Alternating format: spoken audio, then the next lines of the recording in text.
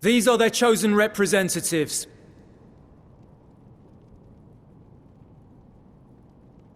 Very well. Let us hear what they have to say. Yes, sir!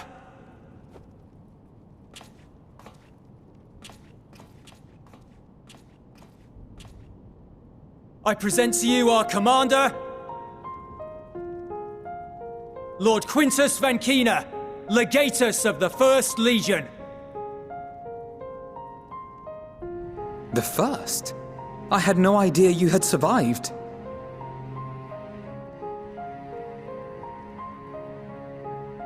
We lost our Emperor, our city, more than half our troops. For my wounds, I may never take the field again. But we survived, aye. In a manner much to your liking, I dare say. We have no intention of adding to your misfortunes, nor do we bear you any ill will. Spare me. Though you children may speak in earnest, overtures of peace ever ring hollow in my ears. So long as man stands to profit from his neighbor's suffering, war is inevitable. Driven from our ancestral homeland into this blasted waste. Yet still you yearned to rob us of our paltry scraps. 'Twas only with Magitech that you learned to keep your distance. Though we knew it was only a matter of time before you regrouped and returned. Conquest and empire were our only defenses.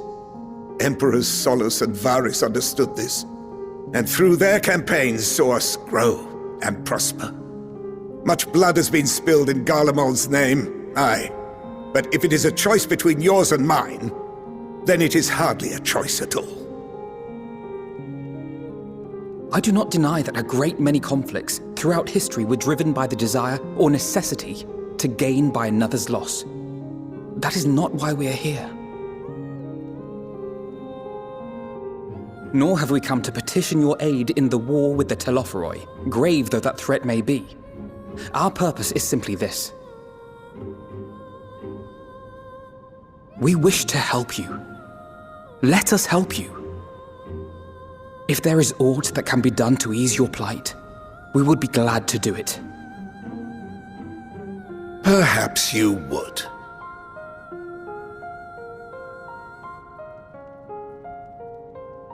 But regardless of the ideals you espouse, your leaders would not send an army into Garlemald if they did not stand to benefit. If we accept their aid, they will expect their efforts to be rewarded once the Telophoroi are no longer a threat. And after compensation and concessions, the great empire would be brought to heel. Her enemies rejoice at her downfall. Our third eye, a mark of shame. We won't stand idly by and let your people be humiliated. And we're not alone in that. We only want to make a difference, to make this world of ours better. Surely you can understand that. What I'm trying to say is, there are so many people who just don't care about making you suffer. And maybe that's almost insulting after all the suffering you feel the world has subjected your people to, but believe it or not, that's the truth. And now we're here, and all we're asking is for you to tell us what you want, what you hope for. So much blood has been shed, so much lost. All because of this endless war. Who wouldn't want to end it? Can we not work together to face our problems as one?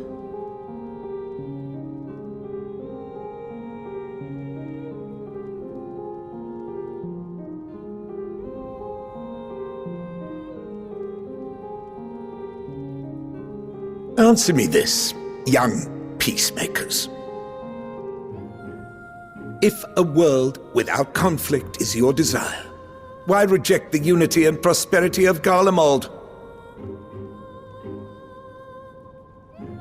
Is it because we do not share your faith? That we do not share your heritage?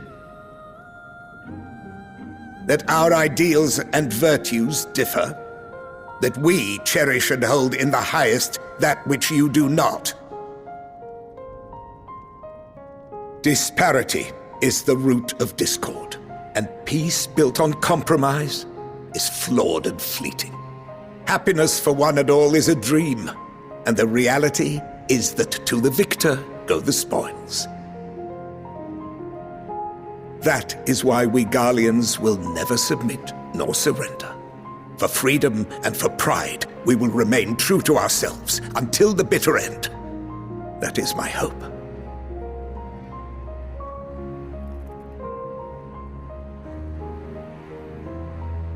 It seems there is nothing more to say on the matter.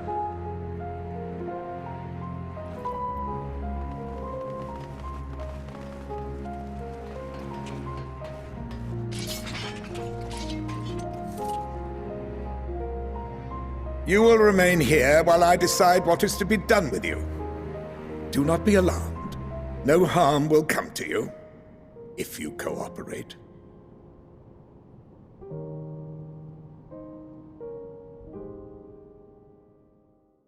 We will not resist.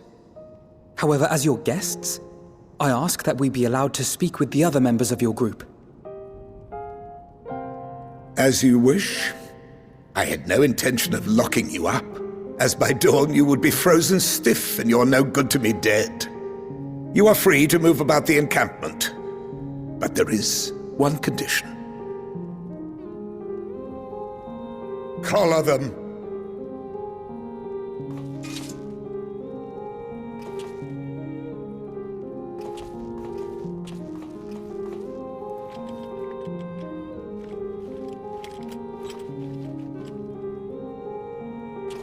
What are these?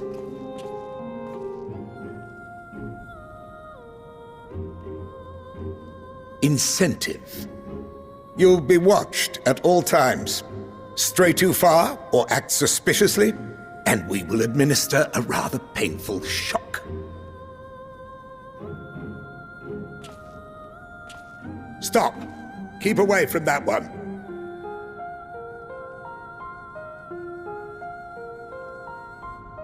The champion of Eorzea is not so easily cowed.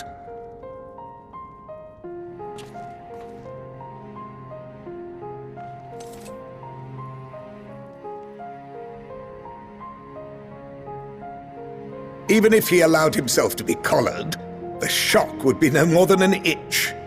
No. If he refuses to obey, we will activate the twins' restraints instead.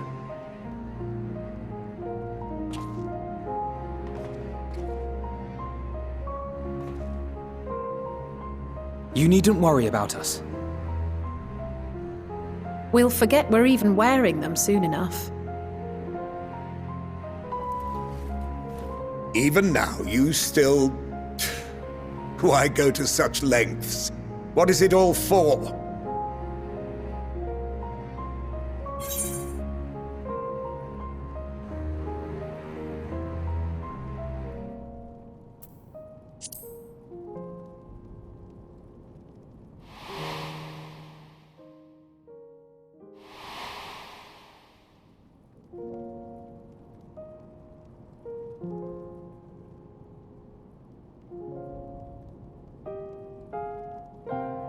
You are a curious one. A far cry from the merciless barbarian others paint you to be. You will be their warden. Take them away. Yes, sir.